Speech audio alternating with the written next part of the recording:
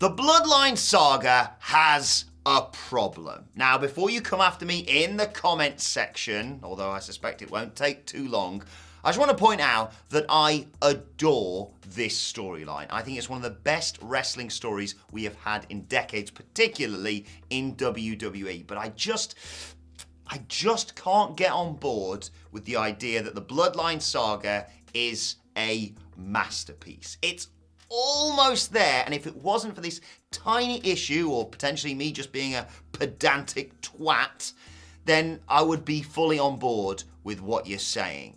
And you're probably thinking you know the reason why I have an issue with the Bloodline saga, but it's not what you'd expect. It's not that I think that Cody Rhodes should have won the title from Roman Reigns at WrestleMania, although the more Cody's story continues, the more I think maybe they should have pulled the trigger that night in Los Angeles, or that I think that Sami Zayn should have been the guy to dethrone the tribal chief in that white-hot atmosphere of Canada. It's actually something far more insignificant than that, far more part of the furniture within WWE, that so much that you've probably grown accustomed to it and haven't really taken it on board whilst enjoying this amazing story they've been telling for, months? Years?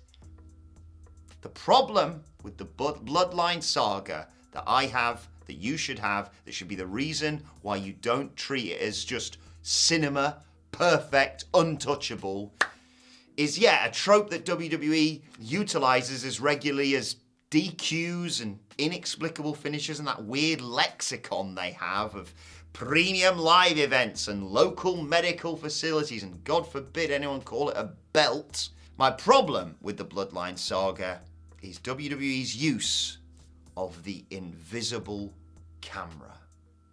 It's just something that triggers me every time I see it. You see, it's the idea that wrestlers are simultaneously always aware that they are being watched. I mean, Roman Reigns actively comes out and tells you to acknowledge him, but also sometimes are completely oblivious that they're being watched and therefore have these secret backstage meetings.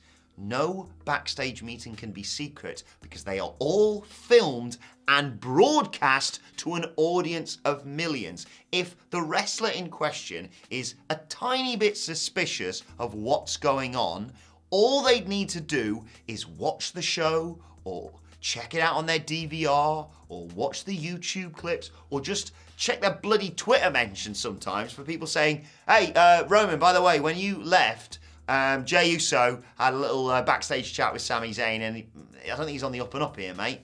Now, as if poking holes in the Bloodline saga isn't going to get me enough hate on social media, I'm now going to take it up another level by suggesting the way WWE improves this storyline is taking influence from AEW. Good.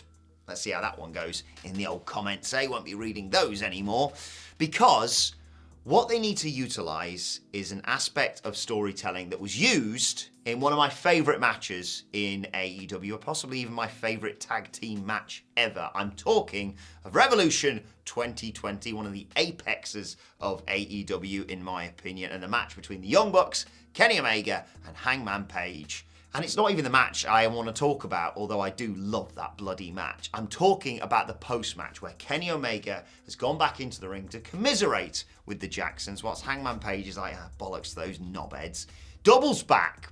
And Kenny Omega's like, come on in, mate, come on, we're all friends here, we're all the elite. And just for a split second, Excalibur kind of notices on commentary, but doesn't bloody spoon feed you and tell you, look, that's the zoom in on his face and his hands. Hangman Page, for a split second, grabs the top rope as if he's about to hit his partner with a buckshot lariat.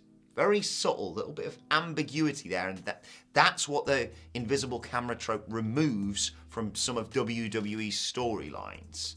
Kenny Omega would be forgiven if he watched Revolution 2020 back for seeing that moment and kind of dismissing it. It wasn't like he was going to do it and something else happened. There was just a split second of betrayal in Hangman Page's head, and he decided against it, and kind of everyone was none the wiser. And the annoying thing about this is the WWE used to have this subtlety. I'm not talking about in previous years when you know who was still in charge and it was just a sledgehammer to your face for every single bloody story beat. I'm talking way, way back. The mega powers. When the mega powers exploded, it wasn't because there was footage leaked of Hulk Hogan and Miss Elizabeth necking on whilst Randy Savage was out there wrestling or whatever. The beauty of that storyline was it wasn't anything like that. It was platonic moments between Miss Elizabeth and the Hulkster that were misinterpreted by Randy Savage because of that fog of paranoia that took him over. And the thing is, I know this isn't going to really affect your enjoyment of the Bloodline story because it's got some excellent characters in it. Roman Reigns is literally in God mode, quite rightly, right now, and has been for a long old time. Sami Zayn, Kevin Owens, Jimmy and Jay, the addition of Solo Sikoa, Paul Heyman, the list goes on and on. They are all absolutely excellent. It's just the aspect of the invisible camera that is constantly that stumbling block for me for really awarding this storyline the monikers that many people are suggesting. And it doesn't take away from your enjoyment of it. We can still appreciate that incredible moment where Sami Zayn has that t-shirt ripped away from him by Jey Uso before he's handed his very own Usi shirt. It doesn't affect your enjoyment of Jey Uso suddenly changing his mind, stepping up for his new friend, defending the honor of Sami Zayn, stopping him from being killed by Solo Sikoa at the last second of the trial of Sami Zayn. Sami Zayn's face there when he doubles back and realizes, wait a second, Jay's the one standing up for me? Astonishing stuff. Look, we will always remember not only the moment, but that noise when Sami Zayn finally at the Royal Rumble decides, no, enough's enough. You've gone too far there, Roman. Big old chair to your back, you wanker. The problem is, the invisible camera trope is so inherent in all this. Remember that Jey Uso Sami Zayn meeting when Roman's gone and they're just looking behind them, make sure no one can watch us. Whilst there's a cameraman filming it in 4K, lads, 2 inches from your face. That's why it can't be given all of the flowers. Give it most of the flowers. Look, this is a 4 3/4 storyline that is just let down by something that is just, like I say, part and parcel of WWE nowadays.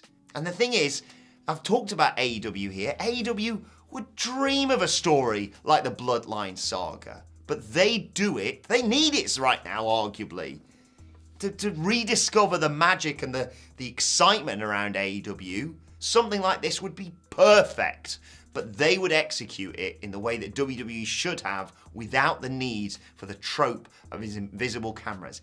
Get rid of it, WWE, because wrestling is a masterpiece without it.